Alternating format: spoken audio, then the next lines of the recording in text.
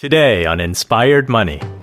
All of that has changed a lot. We did a lot of travel, as a family. So, that's been cut back.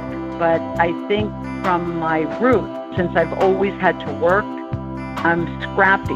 So if you have to work and you want to work, then you will find ways to work. This is episode 74 with founder and CEO of the Wendy Glavin Agency, Wendy Glavin. Welcome to Inspired Money. My name is Andy Wong, a managing partner at Runnymede Capital Management. Each week, we bring you an interesting person to help you get inspired, shift your perspectives on money, and achieve incredible things. From making it to giving it away, Inspired Money means making a difference, creating something bigger than oneself, and maybe, just maybe, making the world a better place. Thank you for joining me. Hey, Inspired Moneymaker, welcome back. If it's your first time listening, welcome. Inspired Money is different from other personal finance podcasts because we don't want to just learn how to live with money. We want to put money in a positive light to inspire ourselves to live richer lives, make a greater impact, and together make the world a better place. Thank you for joining me on this mission. Today we're talking with Wendy Glavin of the Wendy Glavin Agency, a New York-based public relations, marketing, and social media agency. Wendy is a 20-year veteran of corporate agency, consulting, and small business ownership. Podcasting is really an interesting thing. Maybe it's just that podcasting is a microcosm of the world that we live in, and it's about connections. 6 degrees of separation is a real thing. That's the idea that everyone in the world is just 6 or fewer connections away from one another. If you've ever played the game 6 Degrees of Kevin Bacon, Wendy is the Kevin Bacon of the Inspired Money guests because she introduced me to Nathan Stevenson from episode 28, How AI Will Make You a Better Investor, and Howard Gogel, that's episode 47, Building a Business from Gas Station to Rentals and Limousines. Wendy's become a friend. We've talked about PR for my business, her family, her travels. She's extremely resourceful and great at her job. So today, it's Wendy's turn to be on the podcast. In this episode, you'll learn Wendy's professional path from working at large advertising agencies to being an entrepreneur, how divorce impacted her financial life, and we'll get tips on social media from a PR professional who's worked with a division of IBM and as an internal corporate communications specialist at General Electric. Now let's get inspired with Wendy Glavin.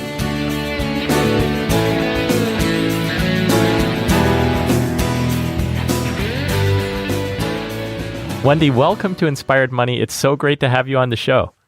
Thank you so much for having me, Andy. I'm really excited about doing it. Yeah, let's jump right in. What's your earliest childhood memory of money?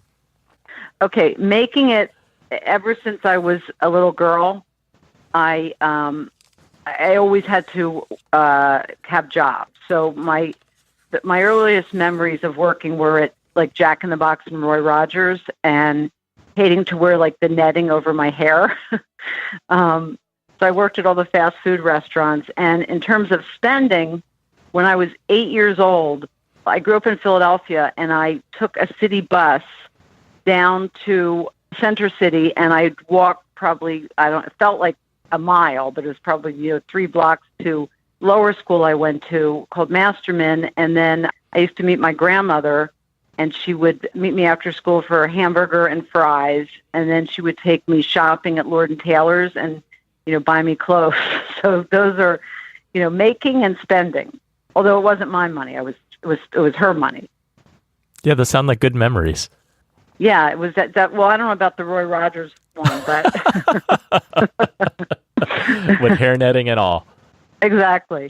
So, Wendy, you're a 20-year plus veteran of the corporate world, consulting, owning a small business. I'd love to hear a little bit about your unique path because you really have a diverse set of experiences. I wanted to major in acting. My 2 dreams were be an actress or be an attorney. Those are my 2 life dreams. So I went to Penn State for acting, and then my professor said I was too dramatic. So I switched to communications for no reason. I mean, the only reason was like as simple as this, as basic as this. Oh, I guess being dramatic would work well in communications. That was it. That was like the extent of my decision making. And in terms of law, my prosecutor father at the time, he's passed since, but said, you won't make a good lawyer until you can see the other side. You're more of an advocate, like a Norma Ray, which is, I'm sure, past your time, Andy. But so that's kind of what I've been doing. I've been an advocate for my clients, for my children, for my friends, for my colleagues. I was not allowed to live at home after college except for a month. So I took my first job at General Electric, and I was surrounded by engineers, programmers, all tech people. And one of my big responsibilities was giving presentations to groups of 20, let's say new employees, or groups of, 500. I think what happened is, starting with that job, I started to be viewed as a technology person, because after working there for 5 years, I wanted to be surrounded by my communications peers. So I joined a full-service advertising and PR firm, and one of the clients I had was a division of DuPont. I had several. From that to I had Goldenberg Candy Company, which now today is the 9th largest candy company in the world. I'm sorry, in the nation. That was, I'd say, my best job, working at this full-service agency in outside Philadelphia. It's called Elkman Advertising Public Relations. And then I got married and went on my honeymoon, and my ex-husband now worked at Goldman Sachs. We got back from our honeymoon, he got fired. So we very suddenly had to move to New York, and it was a huge culture shock from living in Philadelphia. And, I don't want to be trite and mention songs, but I just thought, how can I possibly make it here? I remember sitting on the floor in my kitchen, crying, looking out the windows. But my boss at Elkman called somebody at Burson Marsteller, and I had an interview there. And I'd say one of the scariest things ever was taking a writing test. So I took a writing test at Burson, and then I was hired to manage a $1 million division of IBM, along with 3 account executives. Once again, technology. Then I had my first son. I took a leave of absence. I then decided to resign to stay home and raise him. He's now 26. Then we had an incredible opportunity to live in the south of France, because I won't go into all the details, but, met somebody, became very friendly. And so her mother, who was in her 80s, was renting out a house. So we lived in the south of France for the month of July for about 8 to 10 summers. By that point, I had, a 3rd child on the way. Now that sounds fun, living in south of France for oh my God, 8 to 10 summers. Was a dream. You don't know this, because I don't really mention this much in my background, but I started a business importing jewelry from France. That was really fun, and importing jewelry from France to the U.S. and did shows at investment banks and hospitals, during Christmas and the holidays. And then my kind of the pièce de résistance, although you see my French is a little rusty, I did a show at Vogue for their employees, which was really exciting. That would tend to sort of fit more of my passion, my own personal passions, like accessories and fashion and that sort of thing, which is fairly typical of women, I would say. And then I ended up having to stop the business because I went through a divorce, and obviously you're not going to be living in the south of France and going to Paris and shows and that sort of things. Again, I had to work, so I became a consultant, consulted with individuals across a wide variety of industry sectors, students, and then I started actually creating websites with a tech 25-year software entrepreneur. And then after about a year and a half, he said to me, I'd like to hire you to market mobile apps and coding. Wow. You have done a lot. Can I ask you, you mentioned that you really loved the work at Elkman Advertising and PR. What was it about that job that you loved, and what did you learn there? What I loved is it was, today it's like a cliche. It was so collaborative. it was almost as if you were working with a family, and everyone helped each other. I got exposed to every aspect of the industry. So, from advertising at the time, we did direct mail, brochures, that sort of thing.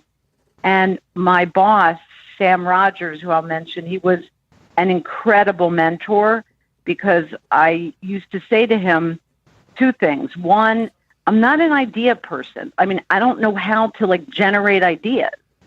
And I also wanted to improve my writing. So what he would do is he would, take, let's say, press releases or whatever I was writing, and, would sit down and talk about it with me, not edit them or whatever. He'd say, what would be another way to say this, or, all those kinds of things. And so I would say, between the mentorship, the collaboration, the, everybody respecting one another, mutual trust, it was just a perfect environment, I have to say. And I don't think that I've ever had that again. What I learned really was to improve my skills, to improve my writing. I actually, now I am a big idea person, and it's nonstop. I always come up with ideas.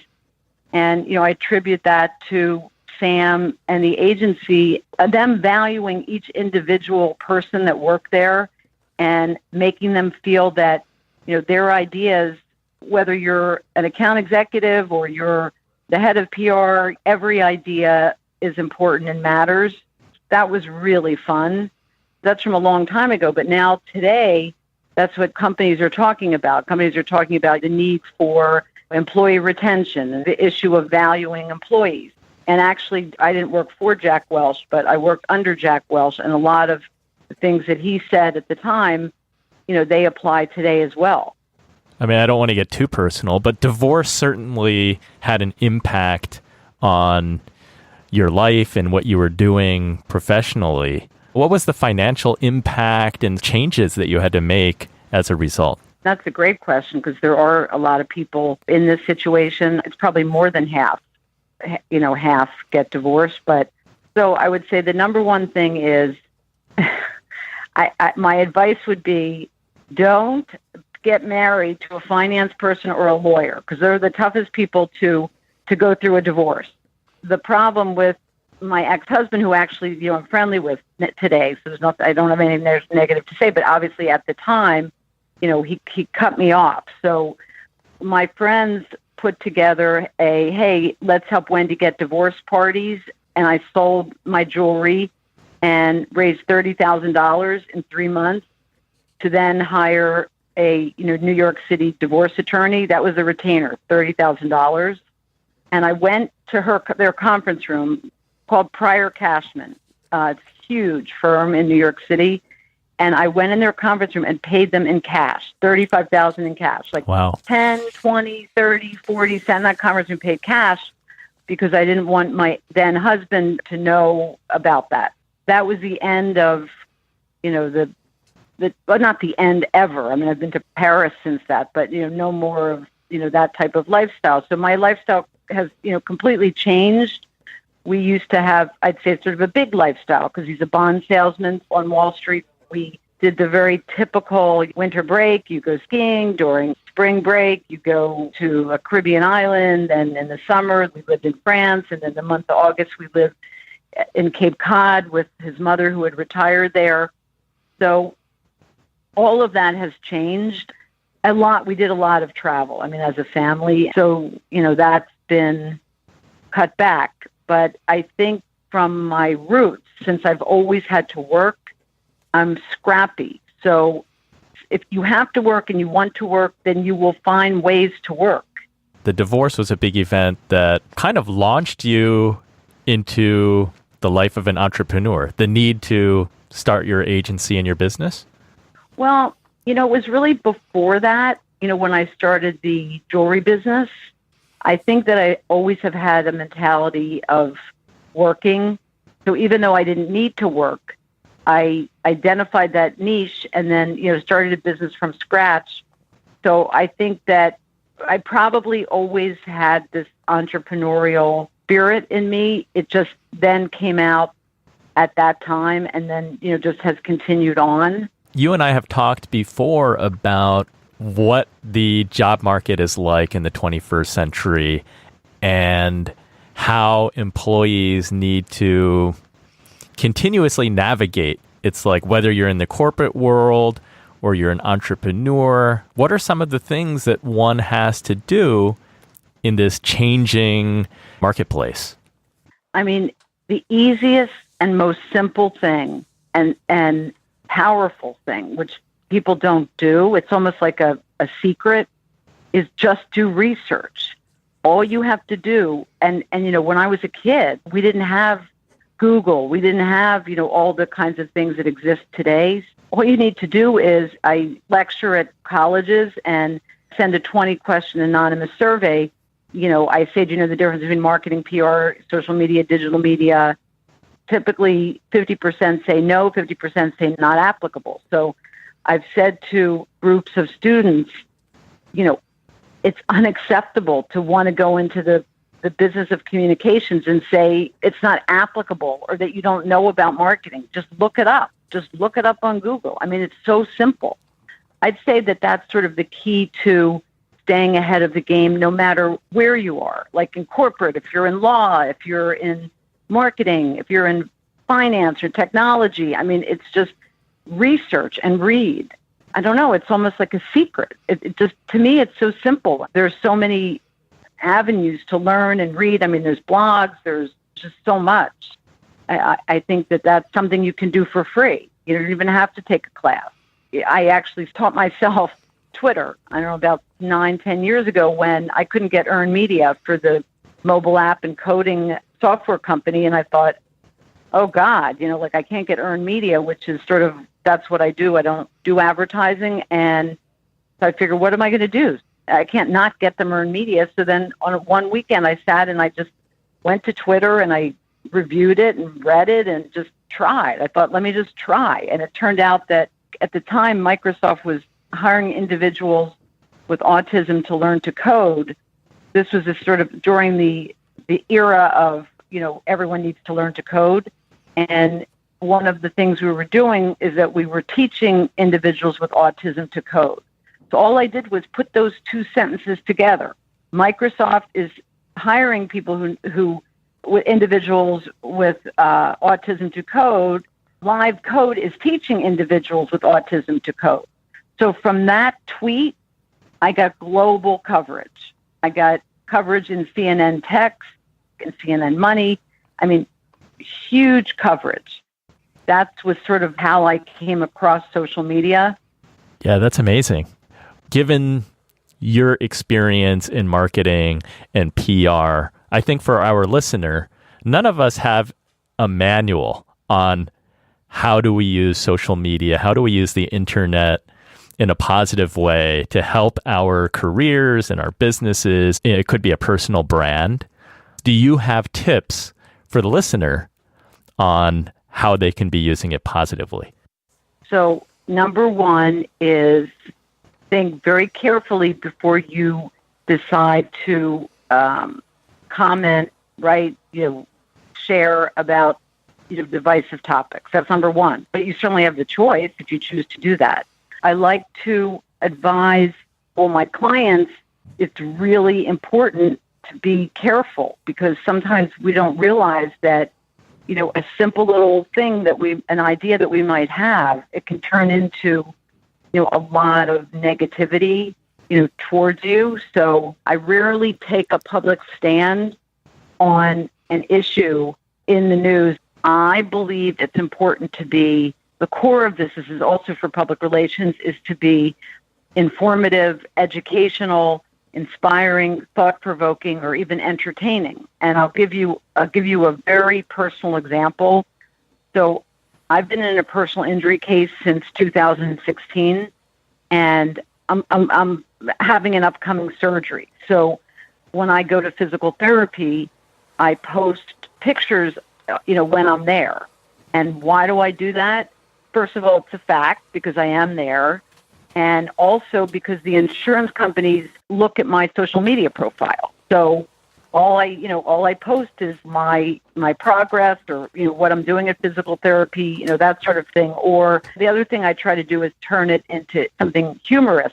Pinterest is a great source of quotes, of images, and they're not protected by copyright, although some are, but many are not. So, for example, when I found out that I had to have surgery, I found a cartoon that there's a doctor talking to a gingerbread man, and he says, "Oh, all you need to do is ice it." I posted that cartoon, and I said, a little levity, but ice is only a temporary fix. Actually, I will need to undergo surgery or something like that. But, it takes like a negative and puts like a lightness on it, so I think that that's important. I think, the number one skill, and I'll say it again, is just read. I mean, just go to Twitter, right? It's free. You go to Twitter, you read about how you set up an account, a Twitter profile, and then you can, look on Twitter. You can put hashtag whatever subject you're interested in. So, for example, let's pick a subject. Okay, let's say money, right? Because that's what your podcast is about. So you can do hashtag money, and then you can see everybody talking about money and sort of learn what the conversation is around that topic. Similarly, you can go to Google. It's a bit of a broad search, but you could say personal money trend 2018. So, it kind of goes across all different, I don't want to say tactics and platforms because then I'm speaking as an agency person, but, you can, find answers in that way. So, use hashtags, you'll, get more of the discussion that's going on. And I would say another great thing is to watch TED Talks. There's been fantastic TED Talks, YouTube videos. In terms of recommendations, for me, the number one book in terms of business is Adam Grant's Originals, How Non-Conformists Can Change the World, because he goes through every possible industry sector and talks about what non-conformists do, quote unquote. And it's just really interesting. Another fantastic book is called Mindset by Dweck.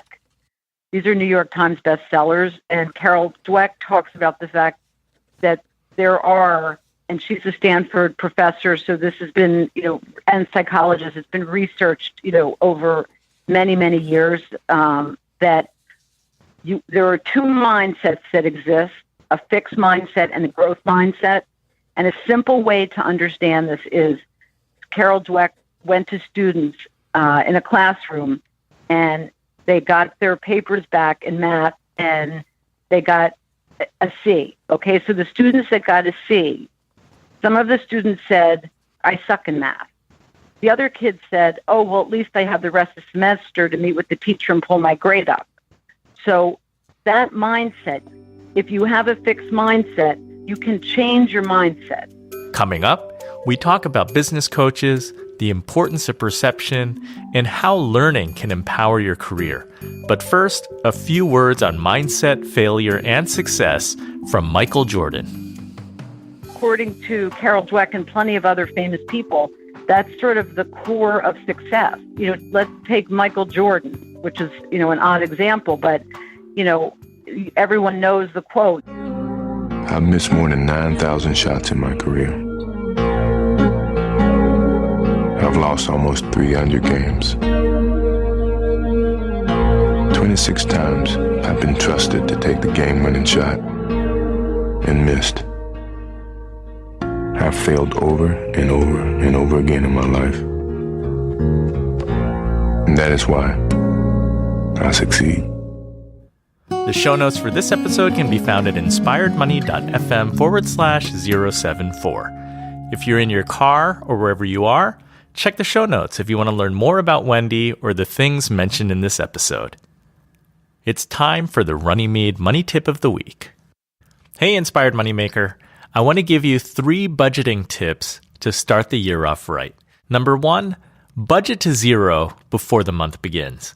This means that before the month even starts, you're making a plan to give every dollar a name. That means allocating every dollar at the beginning of the month before it's spent.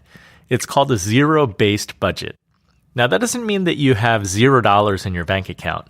It just means that your income minus all of your expenses, or where you're planning to spend equals 0. Number 2, start with the most important categories first. Giving and saving are at the top of the list. Then comes the essentials: food, shelter, clothing, and transportation.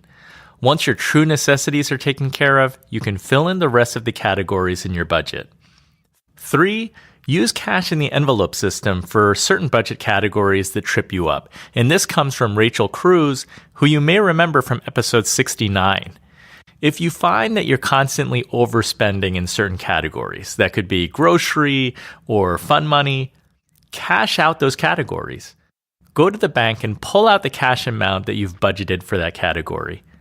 Rachel likes to use clips to hold the cash together by category in her wallet. Once she runs out of cash, she has to stop spending. It's the ultimate accountability partner. So those are the 3 tips, but if you take those 3 simple things, if you don't spend everything in your budget, like you might have $30 left over in grocery, put extra money in your budget that you don't spend toward debt. Once your debt is extinguished, put it toward a 3 to 6 month emergency fund. Once you have an emergency fund established, then you have options to give surplus away, or you can roll it into the next month. Like maybe you can roll it into an extra dinner or a date night. And of course, you can always put it toward savings. That's the Runnymede Money Tip of the Week. Inspired Money is brought to you by Runnymede Capital Management. We help you to plan, invest, and worry less. If you're listening to this before Friday, January 18th, go to inspiredmoney.fm/book, BOOK, for a chance to win a copy of Chris Hogan's book, Everyday Millionaires: How Ordinary People Build Extraordinary Wealth and How You Can Too. Enter with your email or your Facebook account, and you can check in daily or share the contest to gain additional entries to increase your chances. Good luck. If it's after January 18th, I'm sorry, but keep listening because I'm sure that we'll be doing another giveaway in the future. What's your biggest financial challenge right now? Do you need help consolidating old accounts, reviewing your asset allocation or risk? We can help. Email me at awang@runnymede.com. That's RUNNYMEDE.com. Or go to inspiredmoney.fm/Andy. I'd love to hear from you and happy to schedule a short call since sometimes it can be easier to talk money. You're listening to Inspired Money. I'm Andy Wong. Failure helps propel you to success, and that's an odd way to put it because, how can failure do that? Because if you can take a step back, right, like you failed, or let's say you get fired, or let's say you get some bad news, like, okay, you have to go into surgery, or you said a divorce. So, of course, it's traumatic, right, when you're first dealing with it. But if you then can move beyond it, which is sort of how psychology works, like first you're traumatized, you're upset, and then you start moving towards acceptance. At least what I try to do now is find silver lining. And then if you're trying to find silver linings, I'm not saying this in it that's like the way I am. I'm really not. But I'll sort of have the intention, okay, Wendy, what is the silver lining in this? Like there must be something positive that can come out of this. For example, surgery is going to help strengthen my personal injury case. I mean, that's the only silver lining because, of course, nobody wants surgery, right? But that could be or is a silver lining. So it all goes back to, kind of how you look at it. So if you're fired, well, let's say like my ex-husband, fired from Goldman Sachs. I mean, so we were in Philadelphia and, eventually Goldman Sachs closed their office and moved to New York City, and all the experiences that he and I have shared and our boys have shared in New York City, it was fantastic. So, it's always at first it's a negative, but then if we can try to find ways to think about it differently, then, we can move beyond it or move into a different direction. Yeah, it helps to see the positives, even in a negative situation. It's hard at the moment. It's hard for people in the moment, but, if you work on it, then it can happen at least over time and also happen with help. It's like reach out. find a mentor. I have a mentor. I have a business coach. That's helped me a lot. I mean, my children are my mentors. My colleagues are my mentors. Looking to other people to help you or to guide you. That's another way that you can help yourself. Yeah, tell me a little bit about your agency and the clients that you're working with today and how the business mentor is helping you to navigate.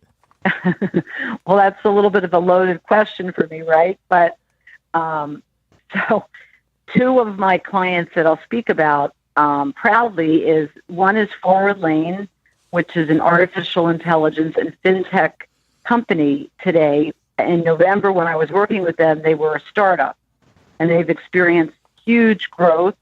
And the stuff they're doing is, as a Forbes editor, said in an article she wrote about my client Forward Lane and the CEO Nathan Stevenson, is like the mind-boggling things that they're doing. And I'll just make one reference.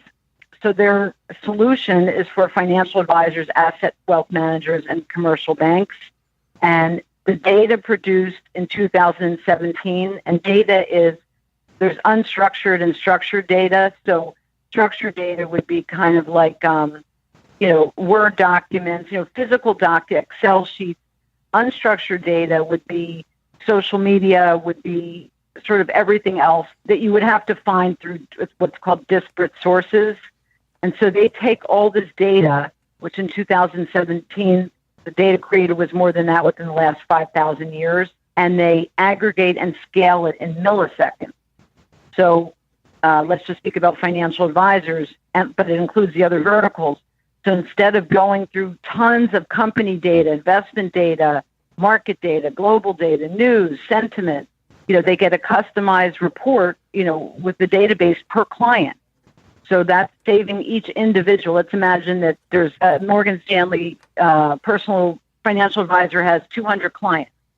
How much time does he have in a day? Limited. But with this particular solution, they get back a full day of time. So it saves 20 to 30%. So then they can focus on improving client relationships, building their client roster, etc. So let's flip to a completely extreme other client, which is the Limousine Association of New Jersey. However, it's a national association.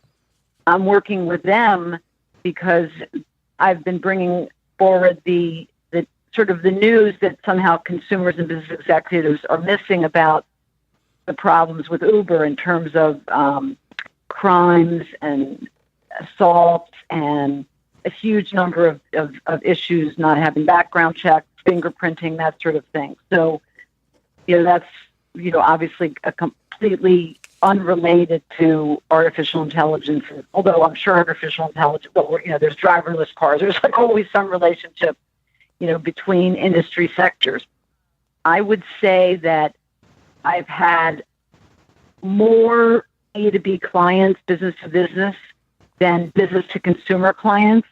Now, Limousine Association of New Jersey, that is a business to consumer and business to business because, obviously, so let's say someone chooses to rent a limousine for their child for the prom or something like that. So that would be business to consumer. Business to business is, business executives taking, a chauffeur-driven service to go to the airport or to that sort of thing. So it's sort of like a whole mixed bag of clients, and it goes back to my original point. I mean, when I first started with Forward Lane, I had previous history in fintech, but I did not financial technology. I did not have history in artificial intelligence. So what did I do? Read. And then, I don't know, several months ago, there's a video on LinkedIn about artificial intelligence that I spoke about months ago about why it's important for, marketers to know about artificial intelligence. So in terms of my business coach or mentor, actually she's a combination of things, a mentor, a coach, a friend, a colleague. I think it's important at least for me and for a lot of people, to get an objective perspective. So sometimes when we're in a situation, right, with either our clients or ourselves, we can't see the forest for the trees. So a business advisor or consultant or whatever we want to call her will be completely objective. So we'll present some things that, and I'm sure you have had this experience too, where maybe a friend might say something, oh, did you consider doing X, Y, and Z? And it's like, oh my God, like I didn't even think about that. That's so obvious. Like, of course I should do that. But when you're sort of immersed in what you're doing, you might not see something from a different perspective. So I think that's like the huge benefit of having an objective person that you trust and respect. It doesn't tell you what to do, at least not in my case. It's just we talk through different like topics and issues and objectives and goals, sort of analyze together what would be different ways of handling those situations or handling an article or, any number of different things. Yeah, hugely valuable for a small business owner or if you're running your own agency because you don't have a board or somebody to bounce ideas off of or get feedback. Yeah, I mean, to tell you the truth, I had, I typically every summer have summer interns and, young. I mean, one is 17. She's going to her senior year at Dalton, and another one who's she'll start pretty soon at Ithaca College.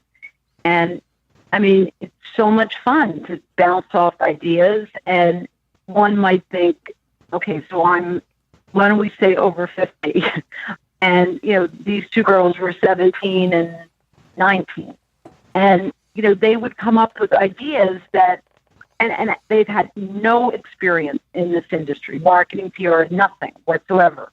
But just because of their own experiences or interests or perspectives, they would bring up an idea. So I like to create the same situation that I had at Elkman, where it's collaborative and everyone's point of view is important and valuable. And I want to bring up another thing, which, I mean, I've probably watched, 100 times. Carla Harris, the managing director of Morgan Stanley, gave a talk. It's called, I don't know if it's called Carla's Pearls, but that's sort of how it's been coined. And what she says is that she graduated Harvard Business School, and she felt she was pretty smart, and she joined Morgan Stanley. And after being there for several months, her boss said to her, look, Carla, you're really analytical, very detail-oriented, you're very structured, but you're not tough enough. So she says in the talk, she walks out of the meeting and she says, what's he talking about? Like, she actually said, what's he smoking? She said, not tough enough. I'm black. I'm from the South. I don't know what he means I'm not tough enough. But then she said, she thought about it and she thought to herself, you know what? If I'm perceived as a woman on Wall Street who's not tough, I'm in trouble. So she said she did an exercise for 30 days and she walked tough. She talked tough. She used tough in her language over and over and over again. And sure enough, after 30 days, she was called into a meeting for a deal that wasn't even hers. And she was waiting outside to go in the meeting, and she heard people behind her say, did you hear Carla Harris is going to be in the meeting, and she's so tough? So I think all of this sort of goes back to, things like mindset, goes back to, a number of different topics we've covered, we've discussed. And sort of the other point I would like to make, and it's her quote, it's not my quote, but I believe in it so much. It's perception is the co-pilot to reality. So just like she thought she was strong, it doesn't matter. If she's not being viewed as a strong woman on Wall Street, it doesn't matter that she thinks she's strong. So it's really important to understand and be able to listen to how we're perceived. That's a tough thing. And actually, I was told recently, why don't I not mention names or anything? I was told recently, Wendy, I know that you consider, me a friend, and I thought, oh God, what's coming next? And he said to me, I was told that you interrupt people in meetings, and it's like it bothers them. So I said, thank you very much for telling me the truth. And to be perfectly honest with you, I've heard this my entire life. I said, so you're not telling me anything new. I said, I think what happens is my ex used to say the same thing to me, like you're already on to the next thought when I haven't finished my sentence. And I think my mind sort of works that way because I'm an abstract thinker. So I'm it's true. I'm sort of like on to the next thing, but that's disrespectful to the other person. So I need to continue to work on listening. And, even though I know the answer, or perhaps I know the answer, I still need to listen and hear people express themselves. That's telling you something like kind of a negative thing about me. But I think what's important is, realizing it and wanting to do something to modify it. We can't change who we are, but we can make modifications if we try and we work on it. I love the quote, perception is the co-pilot to reality. How do you want to be perceived? So I wear so many different hats, right? So agency head, mother, colleague, professional writer. In my case, I am the same no matter who I talk to. If I'm talking to, let's say, a waiter in a restaurant, somebody in the supermarket, or my clients, my children, friends, I am the same.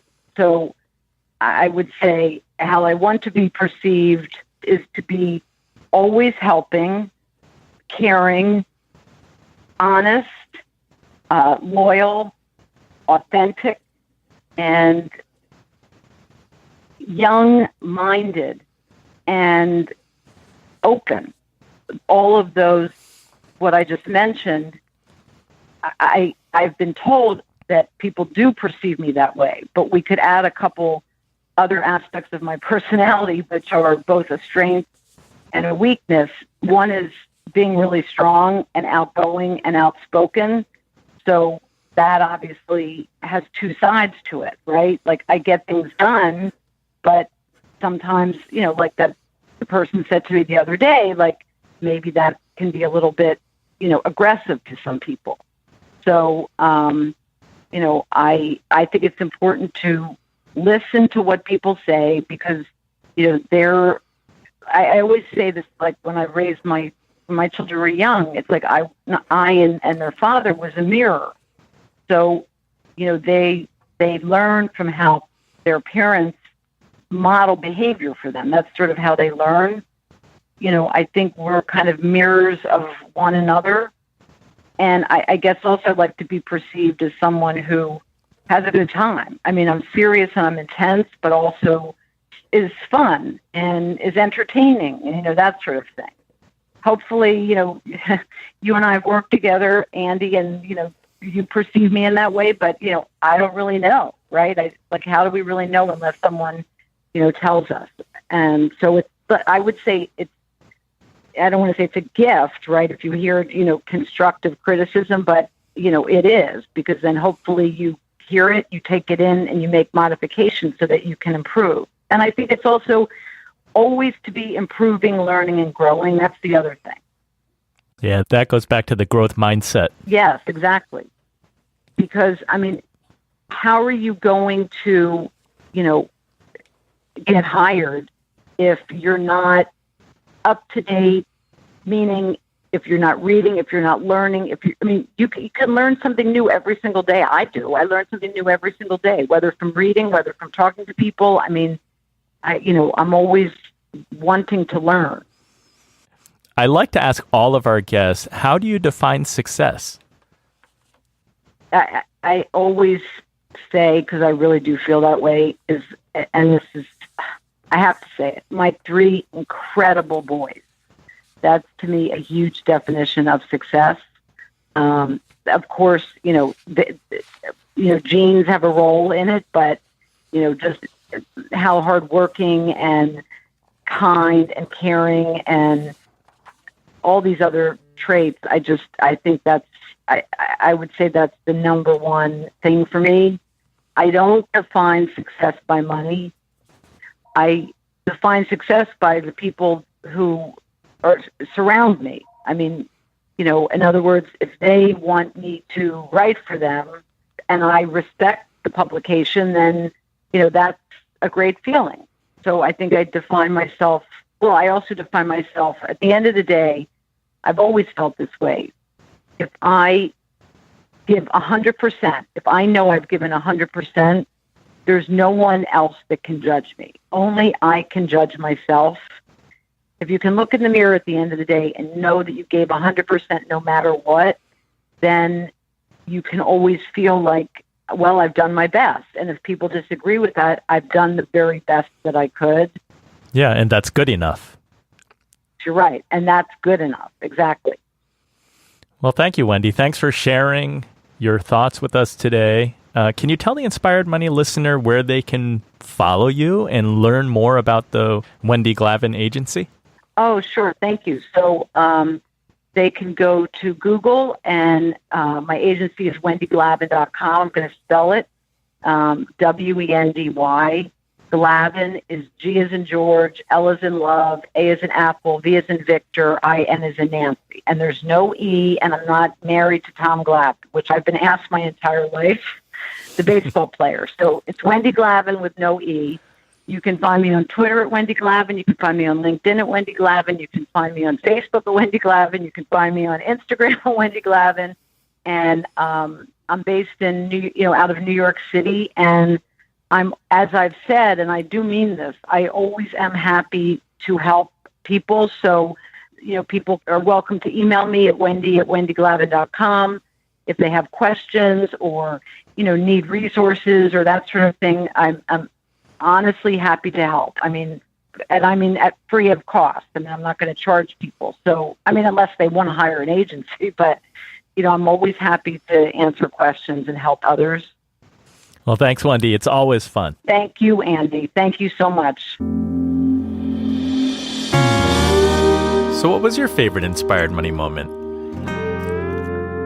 I really admire Wendy's resourcefulness. She's a quick study and smart and persistent about winning her clients' earned media. Her story about Carla Harris was great, along with the quote, "Perception is the co-pilot to reality." I can see why Wendy really loves Carla's presentation because in PR, it's often about crafting a company's or person's brand voice and unique story. It really is a dance between perception and reality. If you had a different favorite Inspired Money moment and takeaway, let me know by going to inspiredmoney.fm/Facebook. Let's continue the conversation there. Thank you so much for listening. I'm excited that listenership is growing, and we've had some nice mentions in top personal finance podcast articles and lists. If you want to help out, go to inspiredmoney.fm/BuzzFeed, that's BUZZFEED, and leave a comment about what you like about this show. I appreciate you joining me and being a part of this mission to make our money more inspired. The music you're listening to right now and all the other music on today's show is by the amazing Jim Kimo West. Aloha, Kimo. Have an inspired week. Do something that scares you, because that's where the magic happens.